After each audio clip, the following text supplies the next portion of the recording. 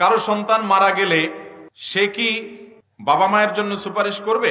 যদি কারোর সন্তান মারা যায়, ছোট বাচ্চা মারা যায়, নবী করিম সাল্লাল্লাহু আলাইহি সাল্লামের হাদিসের আলোকে তার জন্য দুটি সুসংবাদ আছে।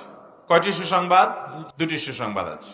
এর ভিতরে একটি সুসংবাদ হলো, যদি কোনো আল্লাহর বান্দা তার সন্তান দুনিয়া থেকে চলে গেছে, এই জন্য সে সবর করে, এই জন্য সে ধৈর্য ধারণ করে, হাহুতাশ না করে, মালাকুল মউতকে গালিগালাজ না করে, ভাগ্যকে গালিগালাজ না করে, জামা কাপড় ছেঁড়াছিড়ি, ভাঙচুর, বুক ছাপড়ানো, মাথায় আঘাত করা, গালে আঘাত করা, এরকম অসহনশীলতার কোনো কাজ না করে, যে আপনজনের বিদায়ে মানুষের কষ্ট হবে, চোখের পানি আসবে, কিন্তু মানুষ বেসবর হবে না, মানুষ আল্লাহর প্রতি অধৈর্যশীল হয়ে কোনো কুফরি কালাম বলবে না, আল্লাহর ফয়সালাকে মেনে নিবে। নবী সাল্লাল্লাহু আলাইহি সাল্লামের হাদিসে বলছে, আল্লাহ তাআলা তখন ফেরেশতাদেরকে বলবেন, আমারে বান্দা যেহেতু সবর করেছে, তোমরা সাক্ষী থাকো, আমি তাকে জান্নাতে একটা প্রাসাদ দিব, যেটার নাম হলো বাইতুল হামদ বা